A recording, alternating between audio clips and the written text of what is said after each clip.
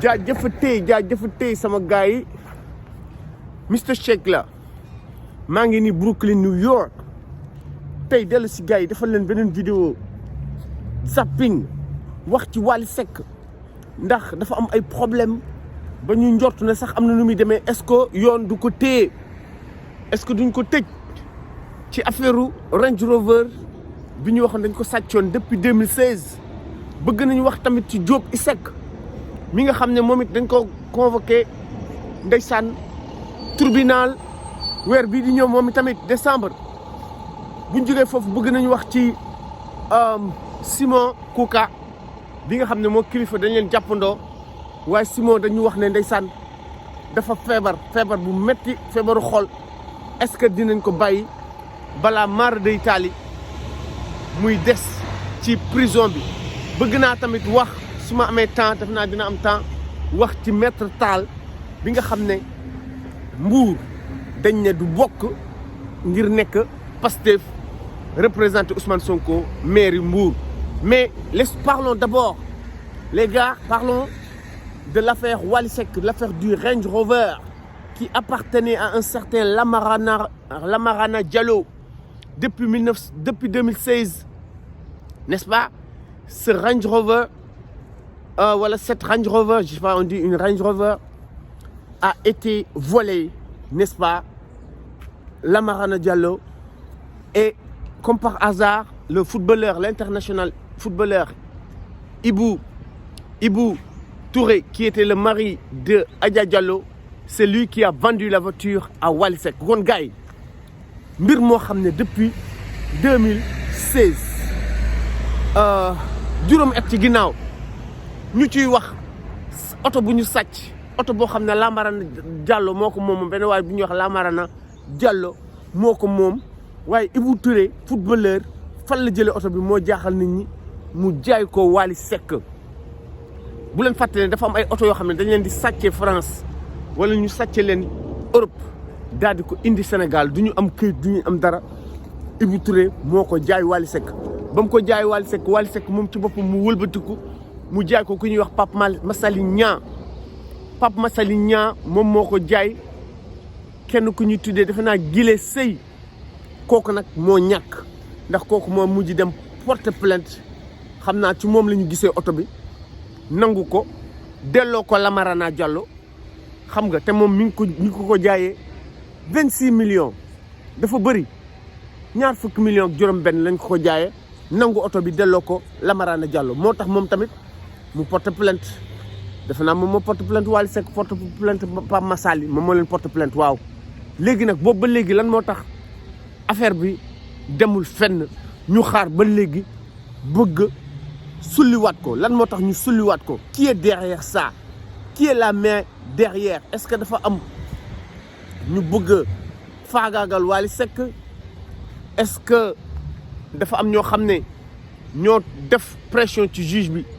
ngir ñu faagaagal Wally Seck wala Gile Sey rek ay avocat am ñoo topp ci cas bi comme ñoom ak Wally Seck jubóowuñu ñu bëgg ndeysaan yoon atte waaye li ci doy waar mooy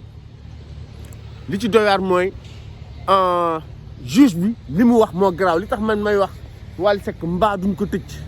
Pape Massali Niang mbaa duñ leen tëj li tax ma tiit mooy juge bi li mu wax dafa garaaw parce que moom dafa ne gis na ne lii escroquerie la maanaam lii ab njuuj njaaj la ab sàcc la juge bi nag bu demee ba wax loolu ndaroon nañ ko atte sax defe naa est-ce que ndaruñ ko woon atte démb waaye comme ñoom Wally Seck jotuñu seen convocation loolu tax juge bi daal di ko delloo waaye juge bi li mu ci li mu wax moom nee na lii yëfu njuuj njaaj la ndax Wally Seck dafa jaay oto te amul këyit Pape Massali Niang bi nga xam ne si Wally Seck la ko jëndee moom tamit dafa ko jaay te amul këyit mais surtout Wally Seck lañ ci gën a tudd léegi li ci doy waar mooy dafa am ku ci tuddee Baye Fall Pape Massali Niang ba ko Wally Seck jaay oto bi dafa laaj Wally Seck ana këyit yi nee na Wally Seck Baye Fall la ko booleel benn waa ji ñoo xaw ma Serigne Mbacke xaw ma lan Baye Fall lañ ko tuddee kooku ba ko police jàppee wala gendarmerie bañ ko laajee dafa ne dëgg la li mu njëkk a wax ci enquête bi mooy ne dëgg la Wally Seck moo ko waxoon pour mu toppatoo ay këyit waaye ba mu demee ci juge bi Baye Fall dafa weddi xam naa pour protéger Wally mais yëf yi gars yi lii du lu ndaw lii lu garaaw la ndax loo xam ne juróomi at kenn waxatu ci ñëpp yaakaar na jeex na ñu jékki-jékki daal di ko sulliwaat lii du doy waar lu doy waar la lan moo ciy pexe est-ce que dañu war a delloo Guillé Sèye xaalisam comme ça mu dindi plainte bi wala c'est trop tard ndax bu xasee tabbi ci loxo juge bi moom bu ne mën na ne yéen a ngi jël ay oto di ko dawal di ko jaay te yoru leen këyit oto yoo xam dañ leen di sàcce ay tugal wala ñu sàcce leen fu ne Lamarana Diallo delloo nañ ko oto waaye bañ ko koy delloo est-ce que oto bi bees na loolu wóoruñu mais Lamarana moom xam naa ne kontaan na ndax delloo nañ ko oto moom yoonam nekkuti ci waaye Guillé Sèye mii moom en tout cas porte affaire bi demande na ci juge bi le 2 bii di ñëw weer bii di ñëw kon Wally Seck lii doy na waar mais nag Faramareen bi ñun dinañ ko ñaanal bu baax yaakaaru ne dinañ ko tëj même bu fekkee ne dañ ne moom coupable xëy na juge bi dina ko teg daan ay xaalis yu bëri yu ñu war a delloo Guillé Sèye xam naa foofu lay mujjee comme Wally musuñu ko tëj maara day taali macha allah kon juge bi day xool ci loolu yëpp day xool ci antécédent xool ne kii du criminel du yàggul def lu ñaaw xam nga bu boobaa dañ koy bàyyi wute nag Thier bi nga xam ne ci affaire ñoom Simon bi kooku moom bu doon moom la juge bi da koy tëj parce que dañ naan yow yàgg nga def ay ñaawteef yàgg nañ la tëj moo tax sax nañu jàll ci affaire Simon ndax Thier bu leen fàtte ne moom moo filmé Simon filmé l'autre kilifa ci ay affaire passeport diplomatique wala ay affaire passeport bu mu leen abal bu Simon abal Thier pour mu ciy tukki loolu la ñu jàppee Simon waaye Simon tey dañoo yeewu wax ñu ne ndeysaan dafa feebar ndeysaan ba dafa amoon AVC defe naa 2017 fi mu nekk dafa am ay problème mu xol jël nañ dossier bi nag ñu teg ko ci table juge bi ngir ñaan juge bi pour mu baal ko waaye est-ce que juge bi dina ko baal juge bi lu mu koy baal mooy dañ koy yóbbu rek pavillon Dantec fi nga xam ne foofu la maladie nekk comme ni ñu defoon Karim Xrum Xax au moins loolu xam naa dañ ko defal waaye gëmuma ne dañ ko may liberté provisoire ndax dafa jot ñu may la liberté provisoire gis nañ caat démb mu génn mu dal ci Doudou Ka parce que Sud FM moo ko interviewé ñun loolu la ñuy xaar ci caat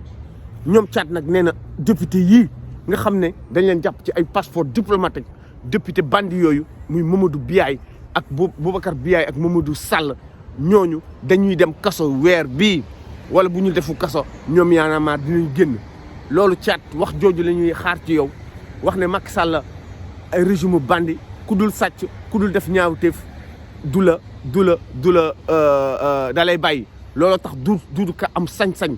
def li muy def ndax ci Macky Sall la ko jëlee kon Y'en a marre du mu waxee nii c'est bien dina tax xëy na ñu bàyyi ñoom kilifa may leen sax liberté provisoire léegi nañ ñëw ci Diop Iseg moom it mi ngi ci guute bu rëy am na nu muy demee mu delluwaat kaso ndax moom bu leen fàtte ne mars ci ñetteelu weer at bi mars ci lañ ko jàppoon mu jotu tëdd ñeenti weer juillet ñu jox ko liberté provisoire nit ñi yaakaar ne jeex na moom affaire mag Dieyna Baldé ndax moom la ñu wax ne moom moo siif Dieyna Baldé daal di ko biiral siif nag du ne da nga ñëw rek jaay doole xale bi déedéet dañ ne xale boo xam ne amul fukki at ak juróom benn boo tëddeeg moom loolu siif la xale bi da nga war a bàyyi bu mu am fukki at ak juróom-ñett waaw au moins mu majeur xam nga mais xale bu am fukki at ak juróom wala fukki at ak juróom benn te Dieyna dafa ne loolu la amoon ba ko Diop Iseg di tëddeeg moom ndax Diop Iseg moo ko newoon da koy jàppale ci affaire musique waaye nekk te jàppale ko ci musique mi ngi ko doon jàppale peut-être ci musique waaye ñoom ñaar dañu seqoon ba xale bi daal ci am doom jooju kan ñu ko tuddee Bougazelli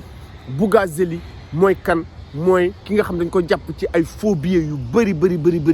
mu nekk fii di rëy Lamine ñu tëj ko juróom-ñetti weer lañ ko tëj bàyyi ko mu génn ci télé yi nee naa leen dootu leen ko gisaat waxatuma leen dootu leen fi gisaat Bougazelli muy génn di wax il s'est fait tout petit le faussaire n'est-ce pas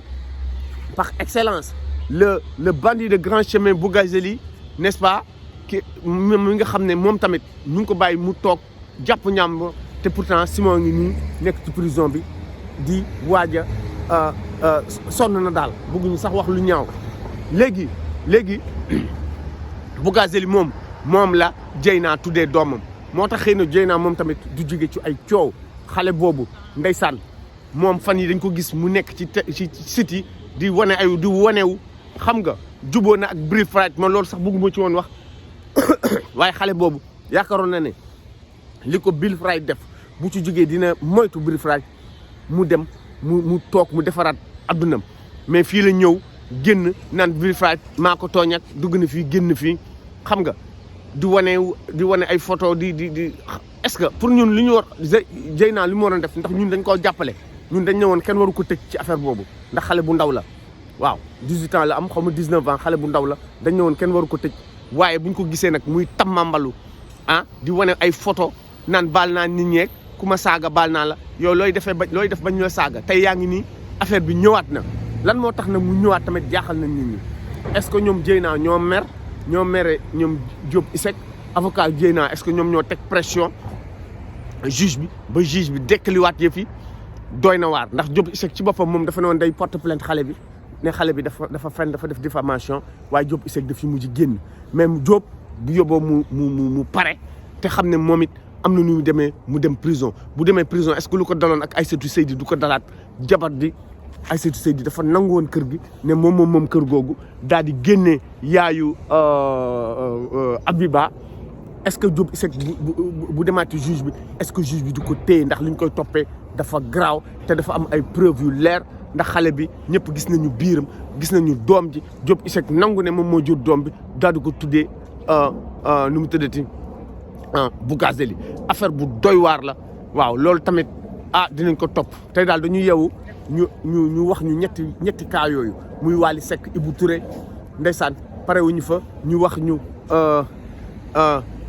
Simon Kouka feebar war a mën a génn pare wuñ fa ñu wax ñu Diop Iseg waaye fu muy jeexalee gars yi zapping bi mooy ngeen baal ma lu ñu dégg Mbour moo ñu jaaxal Maître Tall mi nga xam ne moo war a nekk candidat Pastef mu dem ci préfet bi ne ko du nangu dossier am kon fi mu nekk Mbour Benno Bokk Yaakaar rek ñoom ñoo fay nekk ak ñi ñu àndal Benno Bokk Yaakaar ñoom seen dossier nangu nañ ko dégguñu benn dossier Benno Bokk Yaakaar boo xam ne Sénégal ba mu